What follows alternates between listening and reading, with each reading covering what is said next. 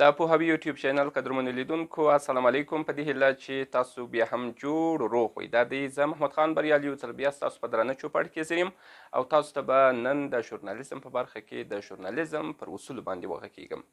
دا چې د ژورنالیزم اصول څه دي په دې اړه به تاسو ته پوره معلومات درکړم. لومړی اصل چې په ژورنالیزم کې ډیر مهم دی هغه بې پرېتوب دی. کله چې موږ تاسو کوم معلومات راټولوو، خبر وي، راپور وي، گزارش وي، هر څه چې وي په هغه کې باید موږ تاسو بې پرېتوب غوره کړو. یعنې بې پرېتوب په دې معنا چې د چا پلوي ونه کړو. دویم مهم اصل هغه د حقیقتونو راټولول او قضاوت خلکو ته پرېښودل.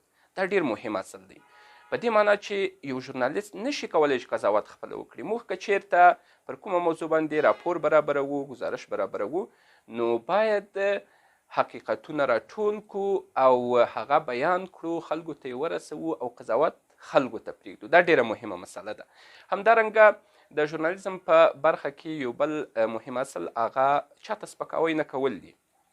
یعنې یو ژورنالیست باید هغه خپل معلومات، هغه که خبر وي، که راپور وي، که بل ګردی میز وي، که د ژورنالیزم په برخه کې نور داسې څه وي چې هغه تر خلکو رسیږي، په هغه کې موږ تاسو باید د چا سپکاوی ونه کړو. یعنې ټولو ته باید درناوی وکړو.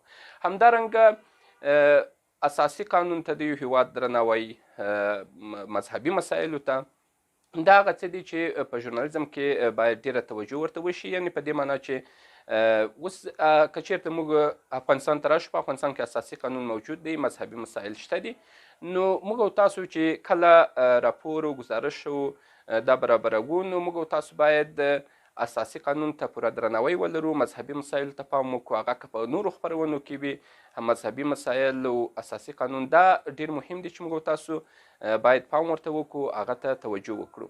همدارنګه کله چې موږ تاسو راپور برابروو یا مثال د ژورنالیزم په برخه کې تحقیق کوو، سرچینې مو باید ډیرې قوي وي. دا د ژورنالیزم بل اصل دی.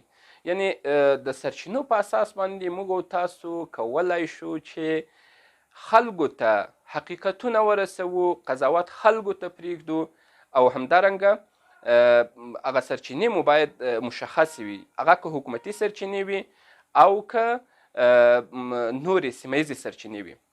یعنې زموږ ستاسو هغه غوره کار دا دی چې باید زموږ معلومات د سرچینو پر اساس وي. یعنې بې سرچینو یو ژورنالیست نشي کولی چې هغه خبره وکړي. سرچینه باید معلومه وي، بیا موږ تاسو کولی شو چې یو خبر، یو راپور، همدارنګه نور معلومات تر خلکو ورسوو.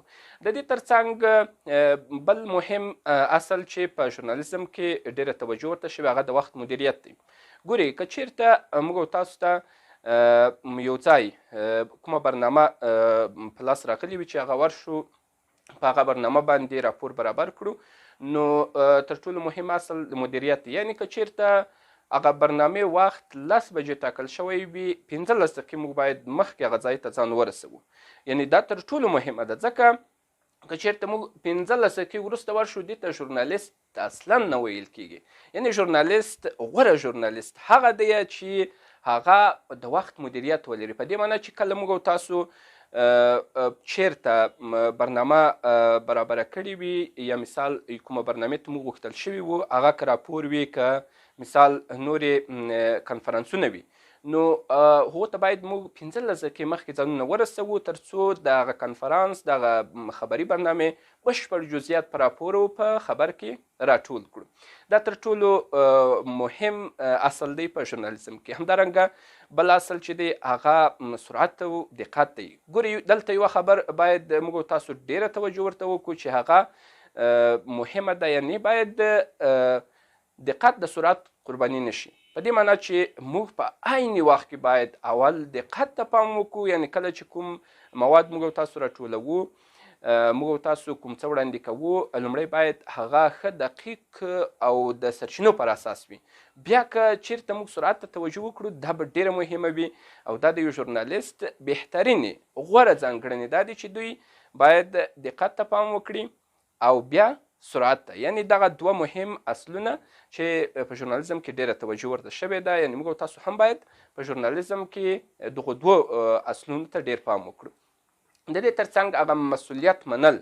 یعنې هر ژورنالیست باید خپل مسؤلیت درک کړي چې زما دنده د حقیقتونو راټولول، تر خلکو رسول، خلکو ته حقیقت بیانول.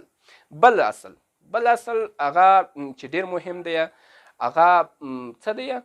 هغه په هره رسنۍ کې که چیرې موږ تاسو وو، که په دفتر کې وو، که په نورو ځایو کې وو، له خپلو همکارانو سره مرسته ده.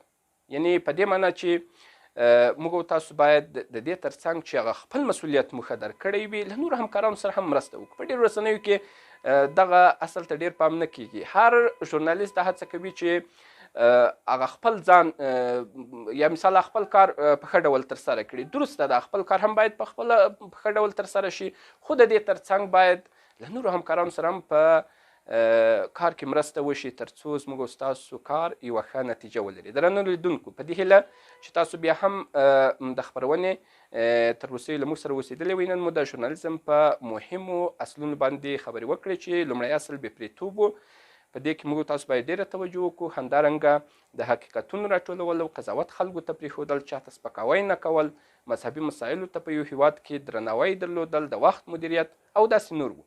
هیله ده چې تاسو د خپرونې تر اوسه له موږ سره اوسېدلي وئ. په راتلونکو خپرونو کې به د ژورنالیزم پر نورو اصلونو باندې هم له تاسو سره مشورې، همدارنګه تاسو ته به مهم معلومات وړاندې کوو. په دې هیله چې له موږ سره اوسئ.